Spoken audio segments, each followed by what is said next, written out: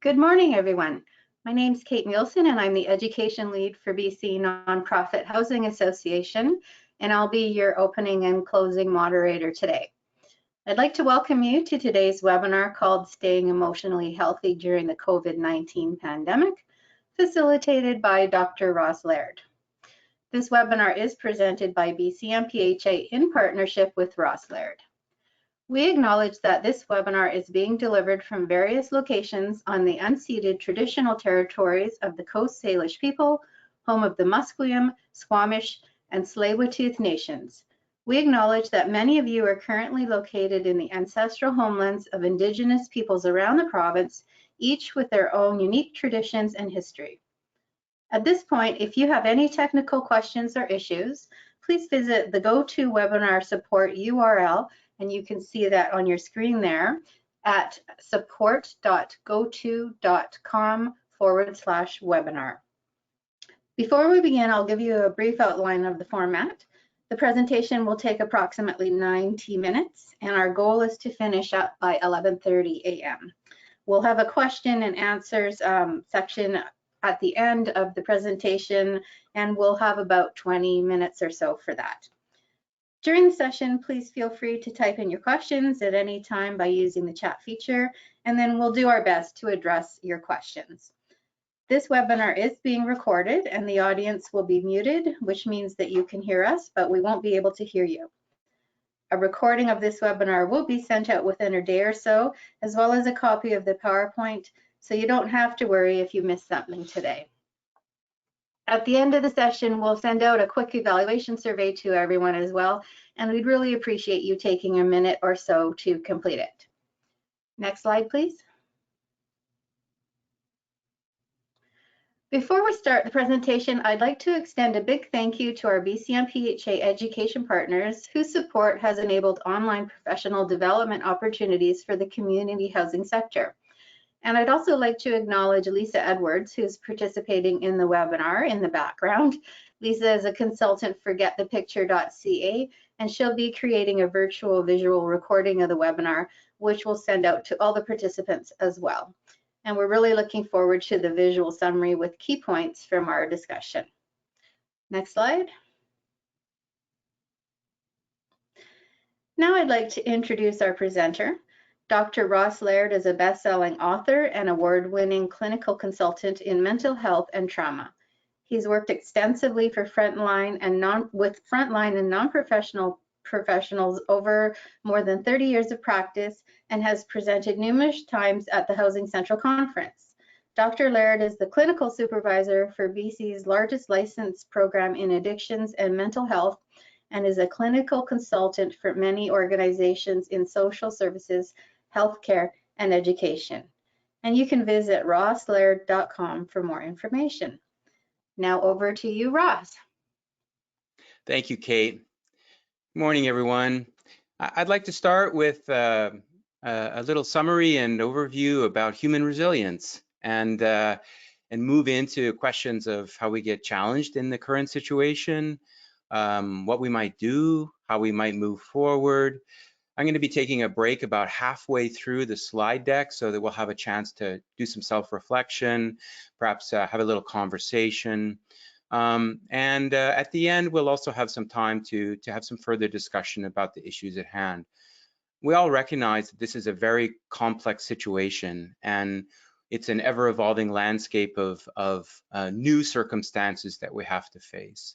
So today, what I'd like to do is to explore how we might make our way through this so that we recognize that there's a kind of normal set of reactions to this for our society, that what we do is typical for humans, how our coping might be for ourselves in a situation like this, what kinds of things do we do that help us or that might get in our way, how we might think about building skill. What does personal skill look like here for the workplace, for our residents or our clients? What kinds of help are best in a situation like this? What things should we perhaps avoid or emphasize? And then what does health look like for the community, for society, for the long run? How do we make sure that we We notice what we should notice in this situation, that we integrate our own personal process with the work of our colleagues and our clients and our residents.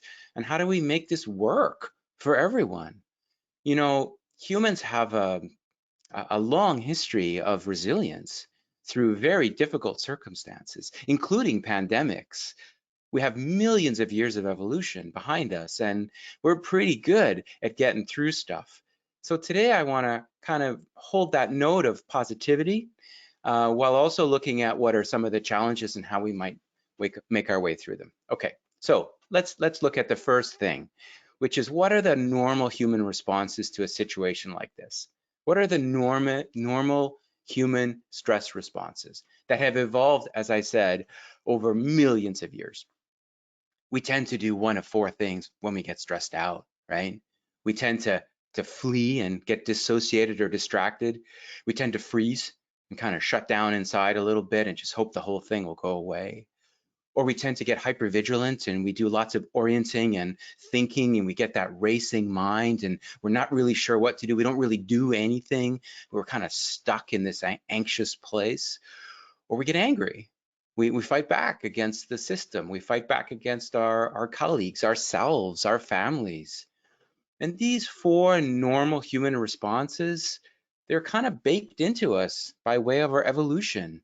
We have learned over millions of years to respond to the different kinds of situations, stressful situations that we face as humans in one of these four ways. And different situations call on us to use one of these four to get through. Sometimes the right response for us is to fight back, and sometimes the right response for us is to shut down and wait. Sometimes it's to get anxious and figure out a pathway, and sometimes it's just to wait and kind of dissociate and hope the whole thing will pass over. So we have deep resources inside of us for dealing with exactly this kind of situation. And I want us to remember that through the whole presentation and discussion here today. We have deep resources, untapped resources for most of us. We're living in an age, a modern age, which is very, very developed in terms of its ability to buffer the stresses that our ancestors dealt with on a daily basis. And so we don't often find ourselves in situations where we have to deal with deep stress. Some of us do, but many of us are buffered. And so our ability to call upon these resources is not impaired exactly, but we forget sometimes. We forget how resilient we are. So all of these systems, all of these coping mechanisms are deep inside of us, and we can call upon them anytime. And when we do call upon them, this is what we tend to do. If we call upon the flight response, if that's our habit, then we'll tend to do these kinds of things in this list here. We'll get distracted, or we'll get dissociated, or we avoid things, or we deny, or we withdraw, or we retreat. The system that we use to enable our ability to get out of the world, to get distracted, and to just retreat from everything is a deep impulse to go elsewhere, to go into the spirit world, or to go into our imagination, or to go to somewhere else and just kind of hunker down. Now, each of the four responses that I mentioned is the kind of thing that we tend to fall into as a habit because of the way that we've grown up as people, because of the way our childhood development was. So as I go through each of these four, there's a card for each one of these. As I go through them, I encourage you to just think about yourself. What is it that you do, right? What is it that you do when you get stressed out? Because you always do the same thing. I always do the same thing when I get stressed out. Everybody has a habit. Some people just want to retreat and get away from it. Those are the people whose habit is the flight response. Some people just freeze. They go slow, they shut down, they get really tired. They want to sleep the whole thing away. They hope that if they go to sleep long enough, when they wake up, the situation will have resolved itself. They get overwhelmed, they get emotionally, I don't know, a little bit fragile maybe, and they just kind of curl inward. If that's your thing, then what you'll be feeling right now in this situation during this pandemic is a lot of fatigue. You'll just be feeling really tired. You're going to want to sleep all the time, and it's going to be a struggle just to get out the door. Or maybe your thing is anxiety. Maybe your thing is that you orient, that you get hypervigilant. You try to figure out all the details. You try to figure out how you can get through safely by doing more. The person who freezes tends to do less. The person who orients tends to do more. They get anxious, they can't sleep, they get kind of fragmented thoughts, racing thoughts. They can't stop thinking about it. If you're the kind of person who binge watches news about the pandemic, this is probably your deal. If you get stuck in that endless loop of checking, compulsively checking the news cycle and just trying to stay up to date with every tiny little thing that happens around us in this situation, then orienting's probably your thing. And anxiety's probably going to be the likely thing that you experience emotionally. You just want to keep kind of going on, keep moving forward. Or maybe your thing is that you're just angry and you want to fight back against this. You feel that this is unfair. You feel that if you fight hard enough, you can control it. And if that's your thing, then the tendency is to want to get out in front of it, to focus on yourself and the people around you and how you might control the situation. Now, of course, this is not a controllable situation. It's global and everyone is struggling. So if fighting is your thing, if it's the thing you've learned to do, well, a couple of things about that. One is you're more likely to be a person in a position of responsibility for other people. Maybe you're a manager or an executive director or somebody like that. Those people with the fight response as their default stress system, they tend to end up in positions of authority and responsibility. So before we move on, just take a look at these four and ask yourself, what's my tendency? Of course, we have all of these inside of us, every single one. And depending on the circumstance, we might do one or the other. But when stress hits us, especially when stress hits us in the long run, then we tend to do one thing only. It's the thing that we learned to do as a kid when things got tough and it got kind of fixed into the system, the nervous system, the neurobiological, neurochemical system. And here we are. This is what we do during stress. So notice yourself. When we get to the question period and the discussion period, we'll talk more about these default nervous system responses, but I want you to kind of think about it for a second to be aware of what's yours, what's your brand. Okay, so these are the normal responses and they lead to normal coping patterns. So the four coping patterns, retreat, depression, anxiety, and anger, flow naturally from the default nervous system patterns, right? The impulse to get away, to retreat, the impulse to curl up and go to sleep, which can lead to depression over time. The impulse to be hypervigilant can lead to anxiety over time. And the impulse to fight leads to this often pressing anger. So these are the four normal coping patterns. This is what we do, right? We try to get away from the thing. We try to escape into fantasy and spirituality and ritual and the imagination. If you're a reader, if your impulse during this pandemic is to catch up on all the hundreds of books, the hundreds of fantasy literature books or sci-fi books that you have been wanting to get to, then this is probably your thing. If you find storytelling as a refuge, if you can escape into imaginal worlds, then this is probably your thing. Maybe it's something else though. Maybe what you do is you slide into depression. And we're seeing a lot of depression right now. So let's broaden the frame or the perspective here beyond ourselves for a moment and think about all the people around us who are depressed. It's an accelerating situation here. And as the pandemic continues, there's likely to be a kind of nervous system fatigue. where people's ability to kind of keep themselves moving by way of their default responses leads to a kind of fatigue of those default responses, so that they tend to settle in, and we get stuck inside of them. And that's the downside I'll talk about a bit later. But for now, just think about all the people you see around you, and maybe yourself and your family members or your colleagues. Think about all the people who are binge watching TV, so retreating into the imagination, or binge reading. And think about all the people who are depressed, all the people who are going quiet, who are going home, trying to stay away from everything, who are just overwhelmed, and they've just kind of collapsed into themselves. And then, of course, there's the anxious folks, the people who are not sure what to do. Nobody's really sure what to do, but their impulse is not to collapse and not to retreat. Their impulse is to go forward.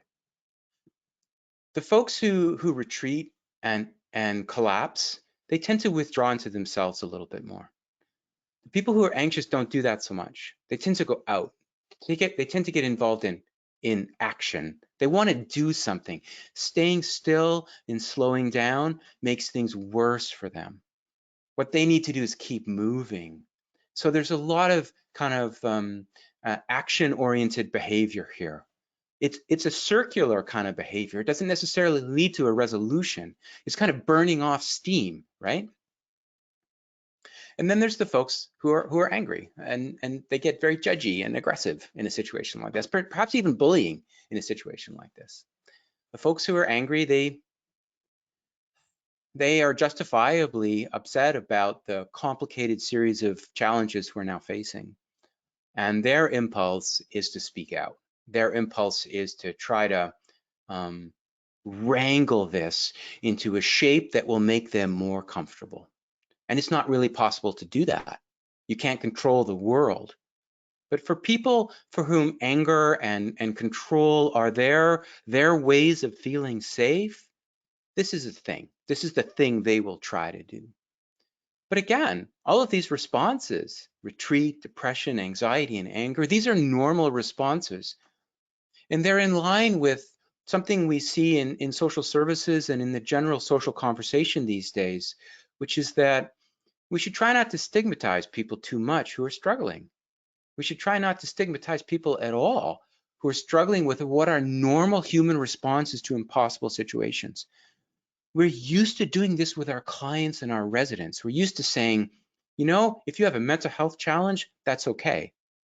But what we tend to do with people who work in this field, we tend to say that you should be able to manage or control your mental health issues. You should be able to not have them overwhelm you. And that's not something we can say in this current situation, which is by definition an overwhelming situation. So again, look at these 4 cards and ask yourself, which one of these things do I do?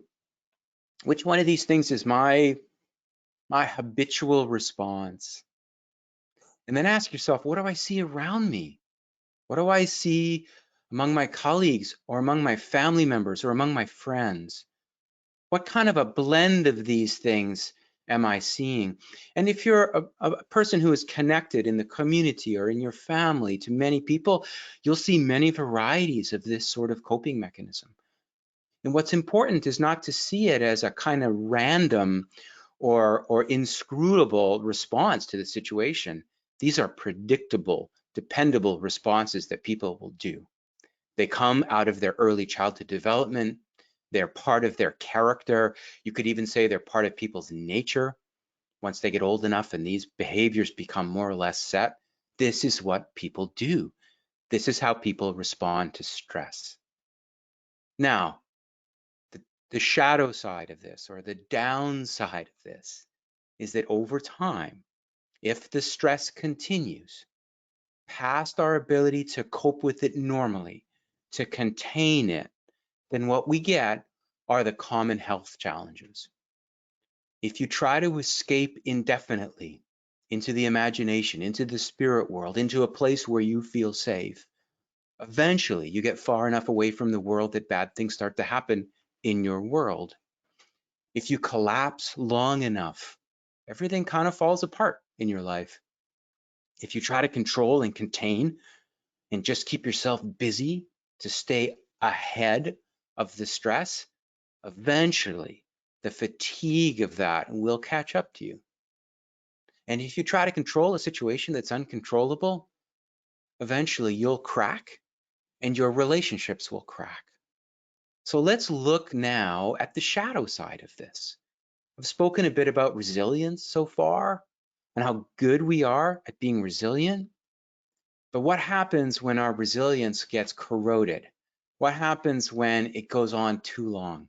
What happens when the stress of the moment exceeds our capacity in a long-term way, which is what we're starting to see now?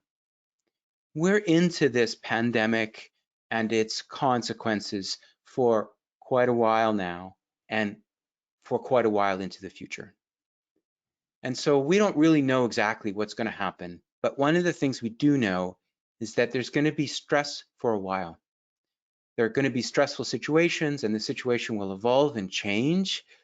But we're not getting back to the prior normal anytime soon. So for all of us, the stress will just continue to evolve. And in my conversations with professionals lately, in nonprofit organizations primarily, what I'm hearing is that people are starting to notice this. They're starting to notice that their default system, which gets them through most challenging circumstances, their default system, escape, freeze, get anxious, or control it, this is starting to get frayed a bit. It's starting to feel like it's too much. So what do we do about that? Before we talk about what we do about it, let's talk about what happens when we lose the ability to manage it. 4 things happen. If our thing is to escape, then we can escape in a number of ways. We can escape into binge watching TV. We can escape into fantasy literature, romance novels, any number of things.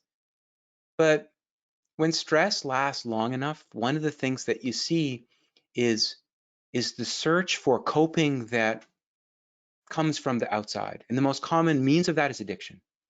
So I'm going to mention addiction in each of the upcoming 4 cards. And again, I want you to be attentive to what it is that you do. If you use substances or behaviors that, broadly speaking, could be called addictive, what does that look like for you? What does it look like now? And are you at the point where that's a risk? So for folks who escape, the risk for them is that they get lost in the fantasy world. And fantasy gaming, online gaming, escapist reading, and so on, those things are very effective at getting people out of the world. As are hallucinogens. Hallucinogens just get you out of the world for a little period of time. They work.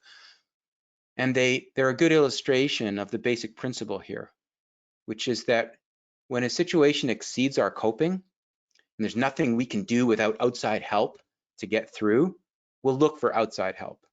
And for many people, outside help means substance use. And the substances work. This is a really important point for me. The substance is effective at reducing the symptoms of the underlying stress. It's effective at taking the stress completely away. It works. It also wrecks your life in the long run, of course. But it's important to note that with substance use, it works in the moment.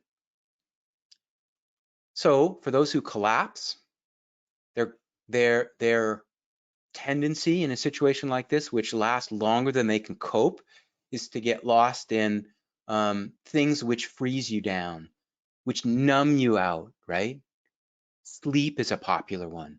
Oversleeping, sleeping 12, 14, 16 hours a day, retreating into a bedroom space or a sleeping environment where you can just hide from the world. Or, of course, the use of opioids and cannabis, which are really popular and common in our world.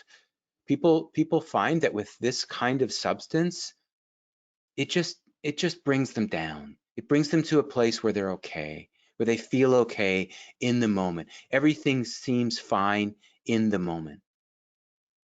So there's a kind of collapse that can happen here. For those people whose impulse is to contain, to try to stay ahead of it, the folks who are anxious, their tendency is to choose stimulants if they're going to choose an addictive pathway, or get involved in action media. So that's high intensity movie watching, high intensity gaming, that kind of thing, that kind of cycling around. One of the ways you can tell, by the way, that this might be your impulse, this might be your style, is if you start things but don't finish them. It's kind of a hallmark of the person who has hypervigilance, who's always trying to contain and who's a bit anxious.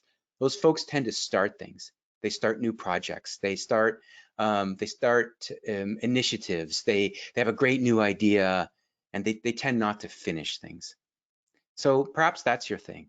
Perhaps you get stuck in a situation where you've started a bunch of new projects because you're at home more and you've got more time. And if you tend not to finish things, maybe that's part of this dynamic. It's the excitement of starting that makes this work. Or maybe your thing is anger and you want to control the situation. And if that's the case, what you're likely to do is start drinking more if you're a drinker. So alcohol is pervasive in our society. It's legal, of course. There's a lot more drinking than people recognize. And the rates of alcohol consumption have gone up, 40% or so during the pandemic. So we're already seeing a rapid rise in people's tendency or impulse to use alcohol to cope. And it's understandable because alcohol works. It works in the moment to make you feel that everything's okay, that you're in control, that you're safe, that you can manage it, that you can get through. It works. But we should also be thinking about the flip side, which is it works until it doesn't work. Alcohol works until it wrecks your life, wrecks your health. Just like with all the substances, the use of substances is a signal about what's underneath the using. Addiction is never really about the substance. It's really about the mental health and stress underneath that the using helps the person deal with. So again, kind of pull back a little bit and look at these 4 cards and ask yourself, are there any risk factors for me? Is there any way in which I might be sliding into a situation where I might be doing too much of one of these things? That my impulse, the ability to cope in this situation that the behavior gives me, am I doing it too much? Are my colleagues or my clients, my residents, am I seeing this in that group? So as we move forward, I'm going to talk about how we might get out of a situation where we get stuck in these coping patterns. But for now, I'm just going to pause and I'm going to ask people to reflect for a moment on what we've talked about so far, what I've talked about so far, where you see yourself, how you see this situation unfolding in your family, in your friends, in your colleagues, in your residents, your clients, how you see this as it blossoms and really fills so much of the attention of our society. So we're gonna have an opportunity to write some reflections down and then hopefully share them back and have a short discussion here before we move on to the next part, which is, okay, if we are stuck, what do we do about it? But before getting to that, I'm gonna pass the mic over to Kate, or Rachel, I'm not sure who's gonna coordinate this part, and we'll see what people have been thinking and writing down in the chat function.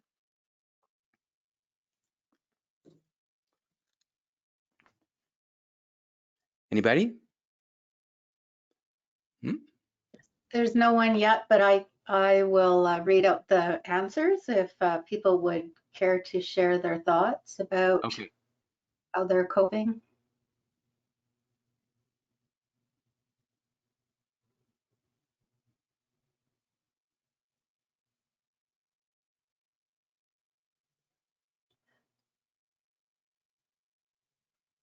There is a question. Oh, okay.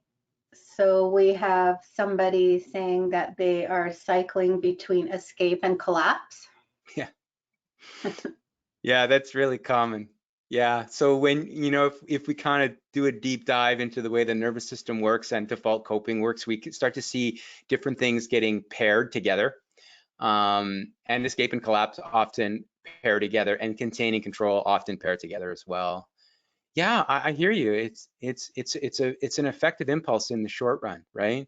There's a lot of binge watching going on and a lot of binge reading going on, so lots of escape. And then also binge watching until you fall asleep, and then sleeping for 12 hours if you can, with that lovely afterglow of binge watching a television show in your mind. Yes, it's definitely an interesting ongoing challenge for people. Yeah, and a couple of people have mentioned that they tend to do more baking now. And overeating as well can be an issue. So what's your response to that? Yeah, and the eating, baking, food, the sort of food universe is tends to be connected with the freeze response. And we talk about comfort food and food that is emotionally satisfying for us, and that tends to be associated with this impulse to kind of collapse and pull in. It's similar to the sleep impulse. Yeah. And many people are rediscovering baking. So of course, it's a great example of the fact that there's an upside. The upside is that the act of combining ingredients and pursuing the craft of something like baking is valuable and important. And so it provides innumerable emotional benefits. And of course, the downside is you can bake 100 loaves of bread and eat them all. So it's a great example of how we have to be careful that these default impulsive coping mechanisms are effective. There's a reason we're drawn to them. They do work. And then we have to think about what's the right amount of work that we assign to them? What's the right amount of respite we get by using these systems? And then when does it become too much? Mm-hmm. Yeah, and that leads to a comment that attendee was saying that they noticed that they're vacillating between two. So as one stops working, then they go to the other extreme, then they try and contain that one, and then they collapse and go back to the contain bucket. So it's kind of a, go back and forth strategy. Yeah, and it's interesting too, if you kind of dig down again into the way the nervous system works, is the longer stress continues. And so when you go into your default mechanism, your default response pattern, if a long enough period of time goes by and it doesn't work, the greater likelihood there is that you'll flip to another one. So what that attendee is saying is totally consistent with the research. We tend to flip from one to the other when the one that we like, our impulsive, normal, habitual one, is no longer working. The technical term for this is transmarginal stress. We just flip. And so, yeah, we're also seeing now a lot of flipping back and forth, trying to find one that will get us through. And of course, no single one will get us through. And so the flipping doesn't really work. I mean, it works in the moment. It makes us feel better in the moment, but it's not sustainable in the long run. And we'll talk about what is sustainable in a bit. Mm-hmm. Yeah, somebody else has posted a comment that they think sometimes we judge other people to make us feel like things are more under control and predictable. It's a very effective, very ancient human mechanism, judging others, the Schadenfreude method. Yeah, it's very effective. And people who are more on the contain and control end will tend to be more likely to do that. People on the collapse escape end tend to be less likely to do that. But yeah, I mean, if you want to control your situation, judging other people is a very effective way to do that, especially if you can put yourself at the top of the heap. Now, a ton of psychological research has shown that everybody does this. Everybody tries to put themselves at the pinnacle of human achievement. Everybody secretly feels that they're smarter than everybody else and better than everybody else. And so in a situation like this, that could be a very effective coping mechanism. You could feel like, I'm not like all those other idiots out there who are mismanaging this. I'm doing it properly. And I see and hear a lot of that. And it's a normal basic human mechanism. If that's your thing, it's going to work for you in the short run to make you feel better. Absolutely. And I feel the urge to go back to what I said earlier, which is we shouldn't be super judgy about these normal human behaviors. This is how we get through stress. We shouldn't be saying we don't want to do any of these things, that these things are bad or wrong or maladaptive. These are the adaptive things. These are the things that do work. The only downside is if we let them run the show, then we get stuck. We get stuck in addiction typically. But they work. They're very effective. Mhm. Somebody's asking, out of the 4 flight, freeze, orient, fight strategies, which or is one of them at the greatest risk for addictions? Is there any greater risk for one or all, or? The risk for them all is the same, but the type of addiction is different. So if the fight response is your thing, it's not likely at all that you'll become addicted to hallucinogens or opioids. But if the flight response or the freeze response, so escape and collapse, is your thing, it's not super likely that you'll be addicted to stimulants. So the type of addiction that we're drawn to comes out of the nervous system. The nervous system is drawn to a certain thing. It's drawn to the thing that helps the default system work better or to last longer. So the type of addiction that people develop is not an accident. It comes out of the nervous system and the searching of the nervous system for something that works temporarily.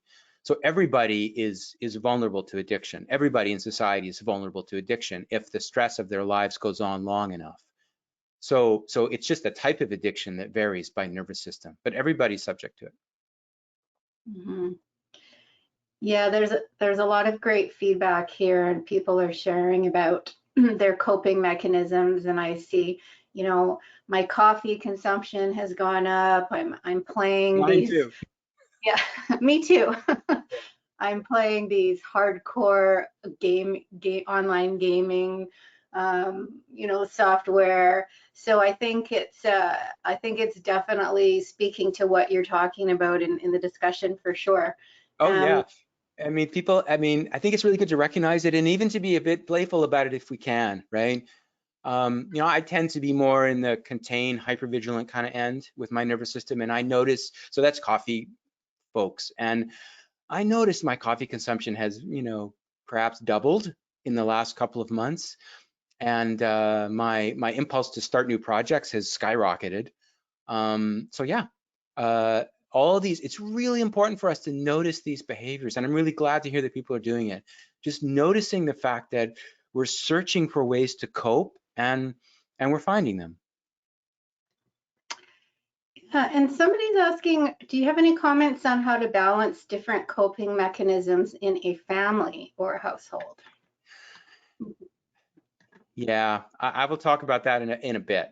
But one of the things that's happening is families are spending more time together, and the tendency is for families to have 2 and sometimes 3, not usually all 4, but usually 2 or 3 different kinds of coping styles. So in a family of 4, say, there's probably going to be 2 people who go one way and 2 people who go the other.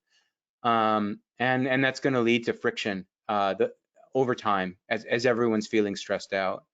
If you have people who are on the kind of orienting and fighting end, so containing control in a family, and they're living, cheek to jowl with people who are in the collapse escape end, the people in the collapse escape end are not going to want to talk about anything. They're going to want to go to their room and sleep the whole thing away. And the contain and control people are going to want to talk the thing to death and manage it and to come up with a billion strategies to keep them busy the whole time. So these 2 systems are not going to be, friendly together indefinitely. So yeah, normal family stress is part of it. And I think that our ability to talk about it, our ability to notice and to be attentive to the fact that people are trying, and a lot of what they're trying is unconscious. It's instinctive. It's coping that we've learned to do over the course of our lifetime, and we're just going to do it because it's the thing we do because we're us. I think our ability to notice people's different styles, especially in a family, is really important here, because there's some danger that family relationships might be damaged if people don't understand one another enough, if people aren't as clear as they might be about the fact that this is a unique situation, and we need to be a bit forgiving of some of the behavioral patterns that might otherwise be less evident in our families. People might be out in the community, we see it less, people are stressed out less in the past. And so now we would see it more. It's in our face more. And our own reactivity to it is going to be more. For example, the folks who get in the most difficulty here are the folks who are, one person's in the control area, the anger area, the fight area, and the other person's in the collapse area, the freeze area. These two default responses are kind of opposite, and they are likely to get into friction in a long-term situation where they can't get away from each other. This is going to be really tricky. The person who's on the control and anger end is going to get really angry at the person who's in the collapse and withdraw end. And that's a problem. Unless people recognize this is default coping. Everybody's trying. We need to be a bit forgiving of people's nature. People's nature is not wrong. People are not doing the wrong thing. They're doing what they know how to do. They're doing what their entire life story has taught them how to do. It's important to recognize that. Okay, we're going to have some more opportunity for questions and further conversation as we move along, but I'm just kind of checking the clock and I'm thinking, let's move on to the next part. Okay, Kate, you good to go? Yep, good to go. Okay, so what do we do? What do we do to get through all of this, and how do we think about navigating it healthfully? What are the 4 healing pathways that flow out of these? For the person who escapes, how do we become more present? For the person who withdraws, how do they connect back with people? For the person who contains and gets super anxious and tries to manage it and keep ahead of it, how do you keep it contained without freaking out? And for the person who's angry about this and who's fighting back against this, how do you help direct that? It's not going to happen that you're not going to feel that, but how do you direct it so that you use it properly and you help yourself and other people through it? So let's look at what that might look like. So for the person who escapes, how do you become more present? How do you stay in your body? What are some of the things that work here? You can see a short list of them on the card: belonging, physical work, gardening, just being with people. The challenge for the person whose tendency to escape is that often the imaginal world, the world of the spirits, the world to which they escape is more appealing than the real world. It feels safer. So for those people, the challenge is always, how do I find safe people in the real world? How do I find a place of belonging? So for those folks, the best pathway is to do 2 things. 1, be in your body. Do physical practices which help you be in your body. And I'll give some more examples later. And part 2, to be connected to people, safe people, emotionally safe people who will help you stay in the real world, the world that we inhabit, this wonderful, magical world that we inhabit, that has all the gifts and wonders of the imaginal world, the world of the spirits, the other world to which you retreat. All this world here has all the same things. It's coming into it that's the challenge. And the body is a good pathway to get into the world and connecting with people. Even just one safe person can do it. For folks who are depressed and who've retreated and are withdrawn and are trying to sleep the whole thing through like Rip Van Winkle, connection and trust, connection to other people and to the feelings of other people, especially empathy. Empathy is a superpower, the ability to feel and inhabit and respond to the inner life of other people, nurturing other people, helping other people. And so this is where cooking and baking are real strengths. So if we're thinking about how we use baking appropriately and healthfully in this situation, it would be 2 things. It would be focusing on the act of baking as a skill and getting better at it, and then also sharing our baking with others safely, sharing our baking with our family members or our colleagues or whomever safely, so that the baking spreads beyond ourselves and it leads us out of the retreat that we've gone into, pulls us into connection with other people. For the folks who are anxious, how do you contain the anxiety? How do you encourage it just not to be free flowing inside of you? You know, anxiety is just free flowing emotional energy. It's just emotional energy that's not contained. It just runs around inside of you. It runs around inside your head, causing those racing thoughts all the time. It runs around inside of your body so that you're always on edge and can't sleep and can't settle down and can't stop moving. If you're a leg bouncer, you know who I mean. You know those folks who always have one leg bouncing. Look at your leg right now. Look at your right leg. Is it bouncing? Then that's your thing. Containment, anxiety, orienting response is your thing. The leg bouncers always have this as their default nervous system response. How do you slow it down? How do you feel safe so that you can be more mindful and be more present? Mindfulness practices, which are really popular right now, they're good for this. Mindfulness meditations, walking meditations. I'm a fan of practices which slow people down, and one of the best practices for slowing people down is stargazing. Going out at night during a period where when the air is pretty clear now. One of the unintended side effects or consequences of the current pandemic is that the air is a little clearer. So stargazing is better now. And we're entering a period of the year when you can go out stargazing without freezing to death. The next time that the air is clear and the sky is dark, go outside, do some stargazing. Connect with that experience of wonder and universality that stargazing brings. Now, of course, other things bring it too. You know, bird watching, just going for a walk in your neighborhood, just exposing yourself to the natural environment safely. All these things work. And the final one for the folks who are anxious is to finish something. The orienting tendency, the orienting style, the anxious style, that is almost always accompanied, as I said before, with unfinished projects. The leg bouncer has a garage filled with unfinished projects, has unfinished novels in a drawer somewhere. They have unfinished stuff. It's their hallmark. They just don't finish stuff. They have lots of enthusiasm, lots of energy, lots of anxious, let's go, let's get it done energy, but they don't finish stuff. It's the downside. So finish something. Choose a small project, something that is much smaller than the thing you want to do. Don't write a novel, write a short poem. Don't try to, use the period of the pandemic to learn how to run a marathon. Use the period of the pandemic to learn how to run around your block. Start slow, start modest, and slow down. And for the orienter, this is the hardest thing of all. Slowing down is just really hard. They don't like to slow down. Slowing down makes them anxious. It increases the anxiety.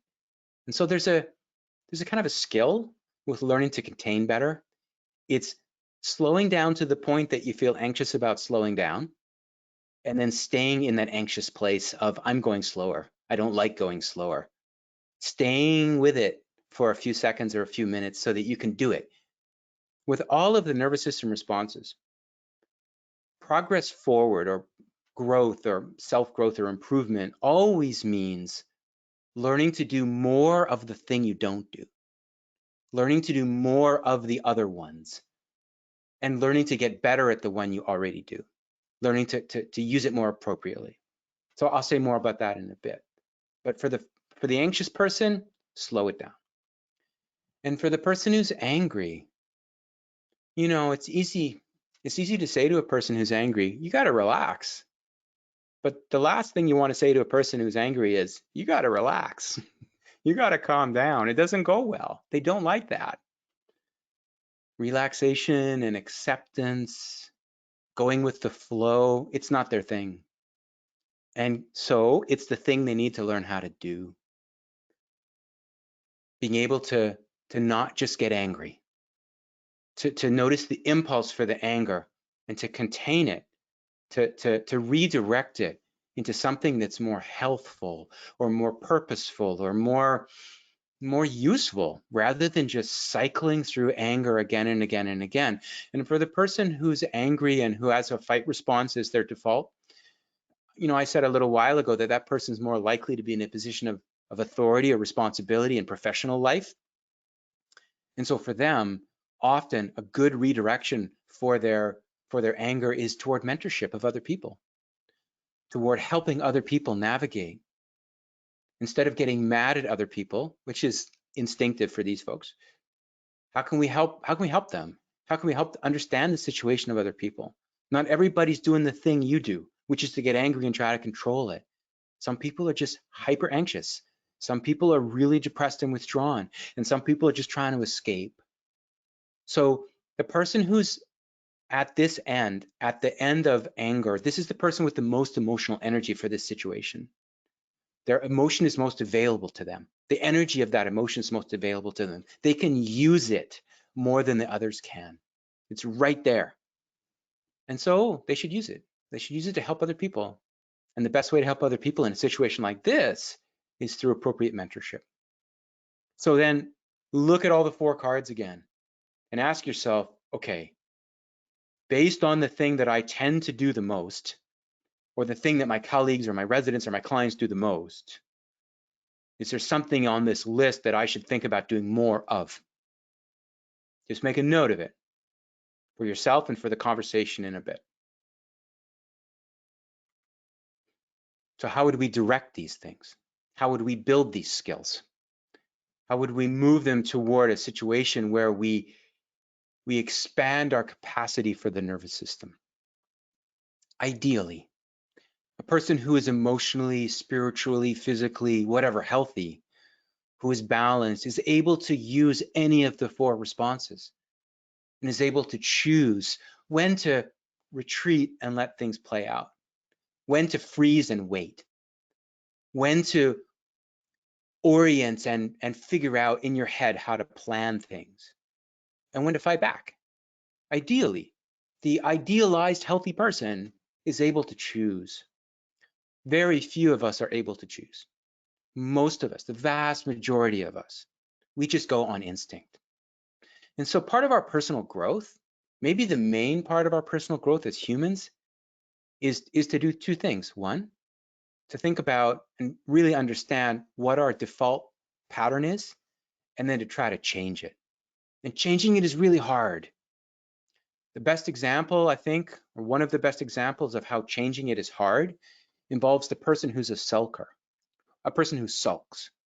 In an argument, when you don't win an argument, or when you feel an argument doesn't go well and you go off and sulk, if you're the kind of person who does that, you probably are really familiar with the dynamics of it. You probably really know what you do, and you can't stop yourself from doing it. Even when you know you do it, you can't stop. You just do it. You can see yourself doing it. You can even in the moment, as it's starting to happen, feel and notice yourself doing it. And even if you're trying to work on it, if you're trying not to be so sulky, it doesn't work. You just do it anyway. The nervous system takes over. So change here is not a matter of transformation. It's not a matter of suddenly deciding you're going to be a different person. It's a matter of really understanding and accepting this is what you do. And could you make incremental change? Could you make small change? If you're a sulker, could you reduce the amount of time that you sulk by 1%? Could you sulk for 1 minute less than you normally sulk before going back to the person you had the argument with? Just doing that, just making that small change is significant. So here we talk about small but significant changes in our ability to self-regulate. I haven't really used that term much so far today, but that's the technical term that people use when talking about the nervous system and making changes to the nervous system: self-regulation, the ability to regulate our impulses, the ability to build a gap between what our nervous system wants to do, what our instinct is to do, and what we actually do. So let's talk about what that looks like. What are some directions? What are 4 directions that we could think about pursuing for each of the 4 default stress responses? The first involves movement. For the person who's struggling to be embodied, staying in the body, right? Being physically present. Here are some examples on this card of some things that tend to work for those folks. Connection to the ocean is a big one. Ocean is this vast thing that's like an alternative universe. It provides all the same benefits as the imaginal worlds or the spirit worlds that people can sometimes want to inhabit. Being on the ocean, being near the ocean, going to the beach, those things. Embodiment practices like dance, connection to the physicality of the universe through practices like music, and being in groups of people. Now, the question of what kinds of groups we can be in is going to evolve as we move into phase 2 of our response to the pandemic. At the moment, we can't really safely interact with groups in the way that we used to. We need to preserve 2 meters distance. When we're not able to preserve 2 meters distance, we need to wear a mask or other protective mechanisms. So it's not really the kind of situation where we can just go join a group and be with people. But as we move through the summer, we're going to need to think this through and figure out how, as humans, we reconnect with people in groups. This is a fundamental feature of our species. It is a defining feature of our species. Going alone doesn't work for us. The most isolated people are the most at risk for a host of health issues and psychological issues and early death. So isolation is not a thing that we should be thinking about as being healthful for humans. We know this. Groups is how we thrive. So being involved in groups and carefully, safely inching toward a situation over the summertime so that we can start to be with groups is the pathway here, especially for the escapists. For the folks who are depressed and whose impulse is to withdraw. Getting into the forest. The forest is this very alive, connected, interesting place, full of wonders and full of connection. Animals, viewing animals online or interacting with animals who are our pets or whatever it is, right? Interacting with animals. Again, we have some restrictions around safety here, but connection with animals is often something that people who struggle with depression and the freeze response report as being deeply meaningful. Connection to animals. Learning a skill, a craft like baking. This is the third time we've talked about baking. Baking is a craft, woodworking is a craft, playing a musical instrument is a craft, as well as an art. All these things are crafts as well as arts. And one of the ways that the person who is struggling with the freeze response, one of the things that works for them is to unfreeze by using your hands to work on something, work in the garden, work on cooking and baking, work on building, making something. The hands are a real gift in our ability to build self-regulation. The work of hands is a deep, ancient power for humans. And so the work of hands tends to bring us out of ourselves, bring us out of our shell, and help us connect with ourselves and with other people. And creativity, of course, for the folks who are anxious. I was talking about writing poems instead of novels a little while ago. For the person who's anxious, do some creativity. Go into the mountains when it becomes safe to do so. Folks who are anxious love the mountains. And think about how you might use your creativity through storytelling or play or working on yourself, whatever that looks like for you. Don't let the anxiety just cycle indefinitely. Direct it into some kind of activity or project that you can complete. You have to be able to complete it. The worst thing for the person who's anxious is to have yet another unfinished project. So choose a small project. Choose something you can build in your garage in a day, or choose a small hike through the forest, not, climbing a big mountain on your first day out. Choose a small run around the block instead of a marathon, but choose something that's creative. A lot of people who are deeply creative have a lot of anxiety, and that's the reason. It's their default nervous system response. It's not that the other folks are less creative, it's that it just comes out in this endless cycling. And the people who are angry, who are trying to control and contain all this. I was speaking about mentorship a little while ago and the importance of building relationships in the community among our colleagues, among our residents and our clients. So these are the people in the best position to do that. How do you direct all that angry energy that you have into the community in a healthful way? How do you connect to your culture? How do you help build cultural relationships that have been damaged by the pandemic? The people who have the fight response, who are angry, they have endless capacity. They can keep going and keep going and keep going. They never burn out. Even when they say, I feel burned out, they're not really burned out. The other folks, the folks who freeze and retreat, they burn out and they lose all of their emotional energy. But the folks who are angry, they don't. I mean, they don't usually. They tend to just keep going. They just return again. The anger is like a limitless well for them.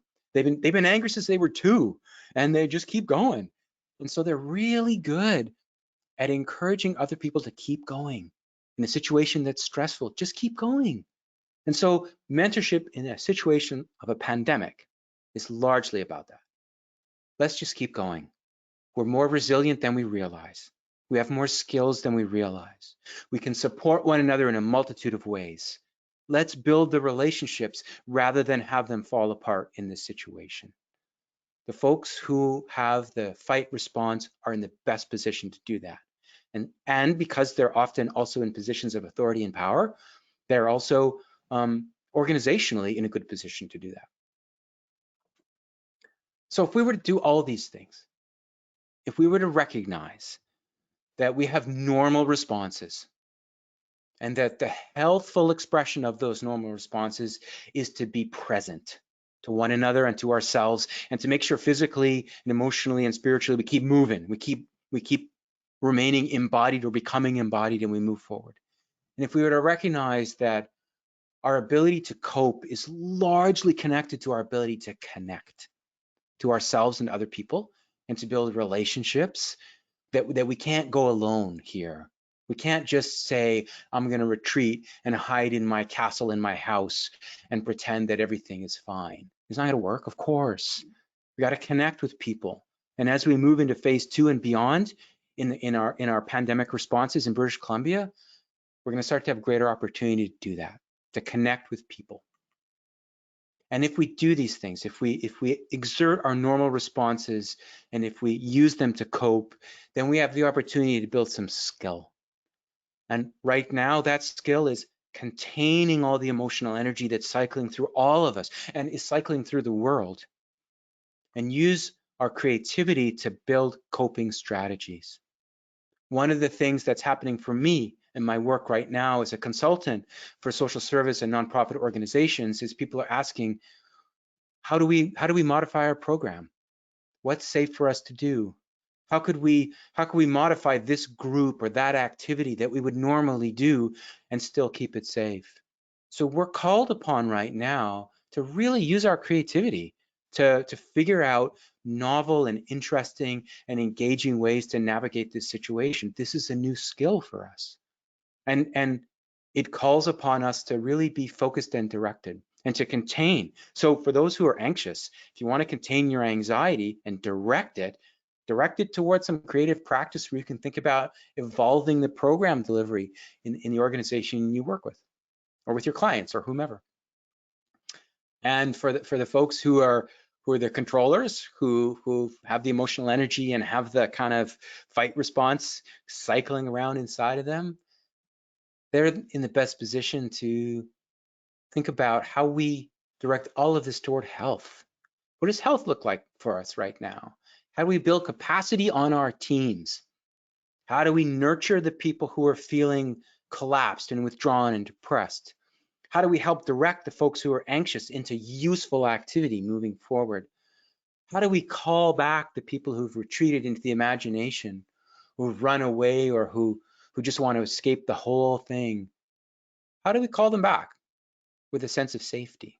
How do we help them connect with us now and help them find a place and a place of belonging within our groups, our communities, our organizations? So that's a leadership question and a mentorship question of capacity and community building. And the folks with the fight response, as I've mentioned a few times, are in a good position for that.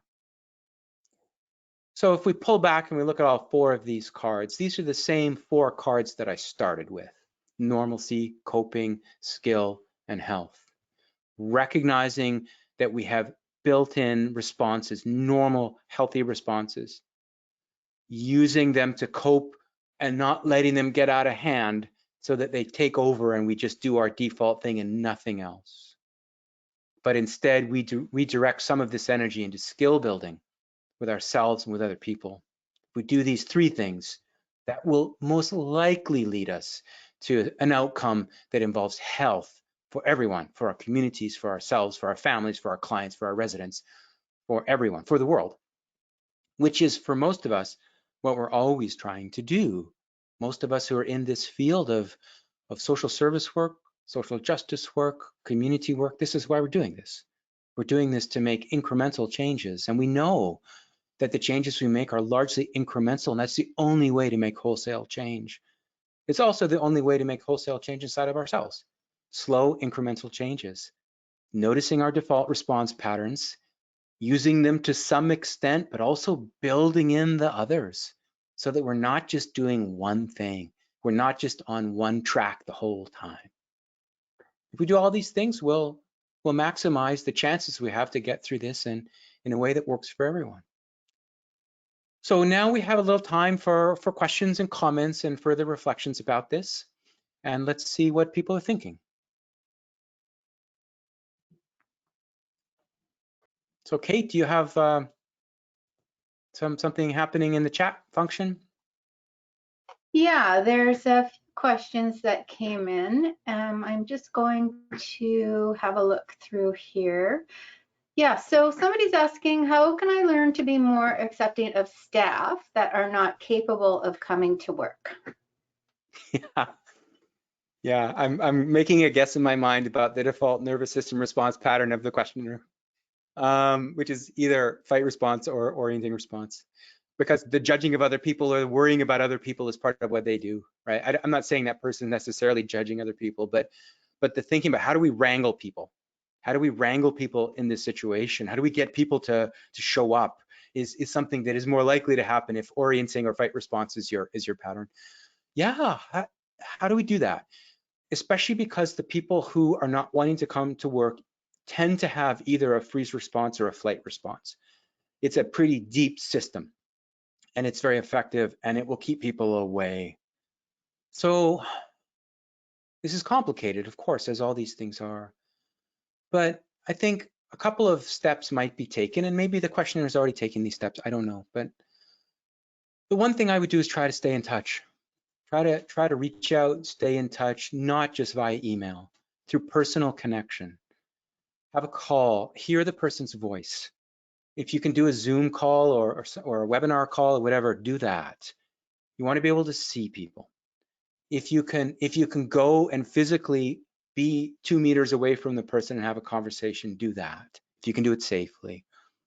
But the person who needs to be called back is not likely to be called back because the organization sends an email that says we want everybody to show up. It's probably not going to work that well for that person. And if it does work to bring them back, they're going to come back grudgingly. They need to be drawn back through safety. And that's going to require some conversation. They need to feel safe. And it might be a long road to help them feel safe. And they don't need to feel 100% safe. They need to feel safe enough. So when you go to the Capilano suspension bridge and you walk out across that swaying bridge, it doesn't feel safe, but it's safe enough. And that's why people love to do it. It's safe enough. So that's the tenor of that conversation with the person who doesn't want to come to work or doesn't feel safe coming to work is, how can we help you make this safe enough? Yes, we realize it doesn't feel safe. It doesn't feel completely safe for anyone. How do we make it safe enough so that we can do something? Could we do a small experiment? Could we do something where you show up a little bit? Could we do something where you meet us halfway? You know, I've been having a lot of conversations with people based on this exact question lately, and I've been finding myself saying the same phrase over and over again. Can we do something where we meet each other halfway? Could we do something? It's not helpful or healthful for us to just kind of let it go and say, we're not going to do anything. Let's find a way to meet each other halfway. We're probably not going to be able to get to a place where you feel 100% safe, because it's not possible for anybody to feel 100% safe. But I'm hoping we can get to a place where you feel safe enough to do something. What could we do? That type of conversation would be what I'd try. Okay, somebody is asking how they could support their child who they believe fits into the escape category. His gaming has greatly increased and is causing friction in the family. Yeah, thanks for the question. It's interesting for me. My presentations are almost always for professionals, and the questions I get in presentations are almost always personal, and I love that. I think it's great. I think it's really important that people think about the relationship between their professional work and their personal life, and it's all very deeply interwoven and interconnected. Yeah, for kids, gaming is really going up, binge watching is really going up, and I think what's important in families is to talk about the dynamics, to be able to have everybody in part of the conversation when we talk about this is what we're seeing, and it's okay. It's okay for a while. It's okay for a bit to be doing what we're doing, and we need also to be cautious. We need to be cautious about practicing self-regulation. Now, starting around age 6 or 7, kids start to develop their self-regulation skills. And starting around age 9, 10, those self-regulation skills really become the main part of their development. And that carries them through all the way to the late 20s. So self-regulation is the main feature of the development of young people. And so they're always in this self-regulation space. And their self-regulation can't really develop fully until they're in their late 20s. And so they're always a bit kind of catching up with self-regulation. So we can't depend upon them to show or demonstrate good self-regulation or healthy, ideal self-regulation at any point, all the way up until the late 20s.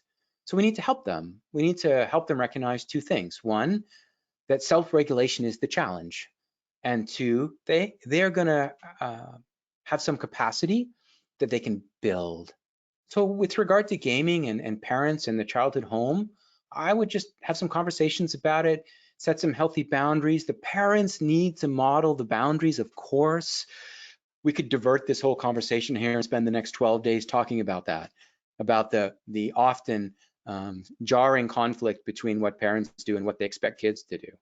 So if parents want kids to do less gaming or less binge watching, then the parents need to be able to put skin in that game and also do the same thing. You know, you could say every day as a family, we're going to leave our devices alone for an hour, and we're going to go out in the community and go for a safe walk. You could start with that. You could start with a half-hour walk. You could start with a 15-minute walk. But I think it's important to use that incremental progress measure. We're not going to suddenly go to ideal health instantly, especially with kids. We got to keep them in the conversation. We have to give them some hand in the conversation. It can't just be, you know, parents telling kids how it's going to be. You can use authority with your kids up to about age 9, age 10. You can sort of say, you know, my house, my rules with kids up to age 8, 9, 10.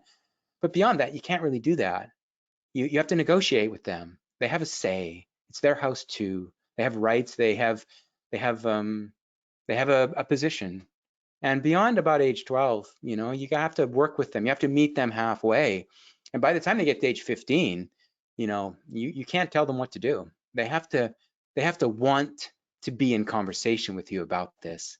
So this conversation largely depends on the age of the child, but all the way along, it's about having conversation and being clear and just recognizing the dynamic for what it is and having conversations about this pretty regularly. You know, in Canada, parents tend to have only a few minutes of conversation with their kids every day. A conversation that's not related to tasks, not related to chores, or not related to basic household management. Emotional conversations. Parents tend not to have, in Canada, a lot of emotional conversation with kids every day. And that's something we could do a bit more of in this pandemic situation. We could talk more about how kids feel and how they're doing, and without trying to fix it and solve it and give advice about it, but just to hear their perspective and just to recognize that they have strong feelings about this as well. That alone will help, just spending a little more time talking. Now, if your kids are 6 or 7 or 8, they'll sit down with you in the kitchen and they'll have a talk about feelings. But if kids are 9, 10, 11, 12, that's a little trickier if it's not something you normally do. And so you're better off in that circumstance, if your kids are a bit older, to have a conversation about feelings during a walk, go for a walk where you're walking side by side and not head on, and then ask people how they feel and start there. Great. Someone's commented that a lot of their clients who are very anxious struggle with alcohol, although many of them are staying more sober now than they have in the past. Do you have any thoughts on that? Well, alcohol and anxiety sometimes go together, but not always. They're not a perfect fit. Alcohol can make some people more anxious, and it has for some people this effect where it will make you less anxious initially, but then you get more anxious because you worry about drinking, or you get hungover and then you're more anxious because you're hungover. So alcohol can have this kind of weird effect. Folks with anxiety will tend to get involved in high intensity gaming or intense video watching, or the use of stimulants of various kinds, caffeine at the safer end, and crystal meth at the more dangerous end. But alcohol is not necessarily their first drug of choice. So it makes sense to me that people with anxiety might be drinking less. They might be doing other things more, but they might be drinking less. They might be one of the few segments of the population drinking less. So alcohol is an interesting substance. It can have a variety of effects on people depending on what they bring to it with their own nervous system. So for some people, it will, in this current situation, it will completely bring them into a place of safety and comfort. And that will work for an hour, between 7 and 8 o'clock at night, say, it'll work. Beyond that, it stops working. Beyond that, the biochemical and neurological impact of it is more likely to pull you into freezing, where you pass out, or pull you into anger, where you start to shout and start to get aggressive in your drinking. So it tends to move people along the spectrum of the nervous system the more you use it. And so for people with anxiety, that's not necessarily going to work for them in the long run. So it doesn't surprise me that people with anxiety are drinking a bit less, or some people anyway. Yeah, it's interesting for sure. Another person has commented that they worry that they're coping in ways that they don't usually do.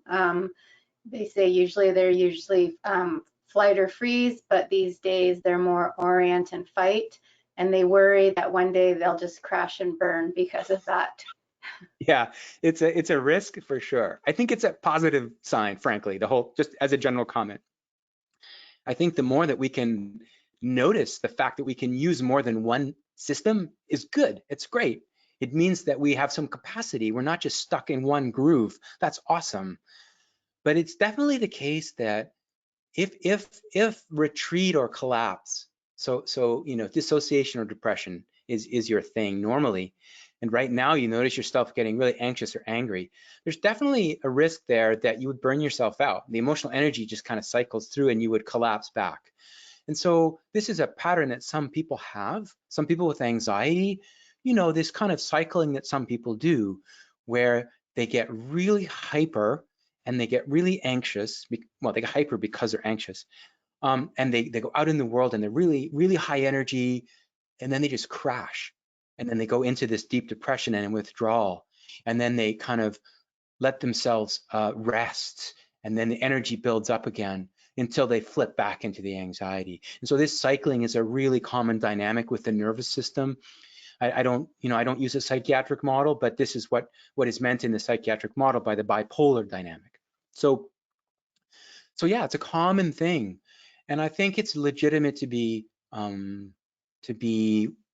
mindful of what's happening. I think it's a good thing if you notice yourself using more than one response. I think it's also important to think about, okay, let's make sure we keep it balanced. Let's sure when we use the other response, we don't let it get out of hand and become the only thing we do, because that's when the burnout risk happens. If we switch entirely from collapse to or from depression to anxiety, that's the risk. What we want to do is have it a little more balanced. So we can say, sometimes I'm going to let myself be a little more high energy and fight back a little bit more, but I'm not going to use that as my new method all the time. I'm going to make sure that I take time each day to slow down. Now that question, brings to mind for me the the importance of the nervous system reset. So as people have studied the way that the nervous system works and our instinctive coping works over the last generation or so in psychology and biology and medicine, one of the things that we've found is that the human seems to have a default kind of stillness that is much sought after in our daily lives, that we seem to do well when we have moments of stillness. The technical term for this is the default mode, where a few minutes of stillness, 10 or 15 minutes of stillness, where we're not doing anything, we're not checking emails, we're not figuring stuff out in our minds, we're just still, we're just sitting on a bench looking at the trees, or we're just walking quietly around the neighborhood, or we're meditating, or we're just sitting in the kitchen sipping a cup of tea. These moments of stillness and quiet, they reset the nervous system so that we're not in any particular instinctive coping style. It brings us into the body, so it takes us out of retreat. It brings us out of freezing to be more present. It brings anxiety down so that we can be, in the world. And it stops us fighting and getting angry. It does work. Many people don't do this, and many people don't have the opportunity anymore in daily life to do this because we always have our phones, our devices, and every spare moment these days we're on our devices. It's become another kind of coping for us, another kind of anxious coping. And so most of us don't have moments of stillness and quiet. And so kind of one overall suggestion about all this stuff is if you can build that into your day, if you can build a couple of times, 2-3 times a day, once in the morning, once midday, and once before you go to bed. If you can fit in these default coping, these moments of stillness and default mode moments into your daily life, then you're going to notice and be able to reflect on how your nervous system is doing, and you'll really reduce the likelihood that you'll flip from depression into anxiety and just burn yourself out. Mm-hmm. All right, well, I think we're getting close to the end, and I think we have time for one more question. I know that you've mentioned this before, but I think it bears repeating. Somebody's asked if it's normal to have more than one type of coping strategy. They recognize themselves in more than one category for sure. Sure, that's pretty common. We all have all of them inside of us, and depending on the circumstances, we might do one or the other. And depending on our life history, we might have a couple that we cycle back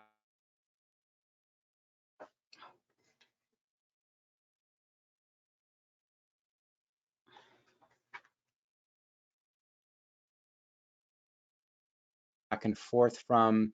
There's a relationship here with trauma. It's not necessarily a lot with trauma and addictions where people have all of these things and they kind of cycle from one to the other sometimes. So different versions of this can happen. It's not at all unusual for people to notice that they do more than one. We all do them all typically, but the normal rule is that in a moment of sudden stress where you're not expecting it, where you're just minding your own business and something stressful happens, your very first response in that situation, before you've had to have to think about it, your very first response is likely to be the thing that's your instinctive and default response.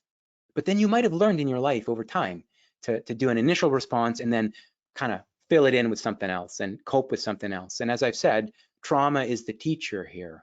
Trauma is the thing that tends to pull and push our nervous system responses around, depending on the type of trauma. So the more trauma you have, the more your nervous system's been impacted by those experiences, and depending on the type of trauma, might have pushed the system into different kinds of coping that will pop up in situations that you face. So yeah, there's all kinds of varieties of this. Great, thanks for addressing that, Ross. I think the information is really valuable. It's really enlightening for everyone, and gotten a lot of feedback already on how much people are appreciating the information that you've given them and will help them move forward. So that's great. I'm glad to hear it. Yeah, great. Before we end, I just want to turn the floor over to our Marketing and Membership Associate, Arwa Hassan, just to say a few words about our health insurance program. Arwa, are you on the line there? Yes, I am. All right, go ahead. Thank you. If you wouldn't, yeah, There you go. I'm going to make this really quick here for everybody. I just wanted to bring your attention to one of our partner programs with previously Morneau Chapelle. Now it's Hub International. They're the leading provider of employee and family assistance programs. Just wanted to, I'm not going to go over all the points on there, but they do have a couple of things that are really useful at this time, like the employee assistance program. You can have access to that portion of their services, whether you're on our program, or if you want that as a standalone. It's really useful for your staff to access for themselves, for their family. There's a lot of support through that program. I encourage you to check that out on their website. They also have an HR support solutions where they have HR professionals that can assist with any questions you may have HR related. They also have a few workplace learning webinars that they've put on during this time while everybody's working remotely, or a lot of people are working remotely. So you may be interested in checking those out. I think the link has just been posted in the chat window. And finally, I just wanted to, for more information, this is all available on our website. And there's a few more resources you could check out to see if the plan is something that works for you. There, you can have as little as one person on this plan, on the health benefits program, and they try to customize it towards your needs as much as possible. That's all I've got. Thank you. Great, thanks a lot, Arwa. And Russ, would you mind just forwarding to the last slide? Great. All right, well, I would like to take this opportunity to once again thank Dr. Laird for this very informative presentation, and thank you for attendees for your questions. As mentioned, we'll be sending the link to this recording, the PowerPoint, and the visual recording graphic to all participants within the next few days. The recording will also be hosted on the BCMPHA webinar page, which is bcmpha.ca/education webinars. And for more COVID-19 related resources and information on BCMPHA webinars and events, please also do check us out at our homepage at bcmpha.ca. Thanks again to everyone. Stay well and take care. Bye for now. Thank you, everyone.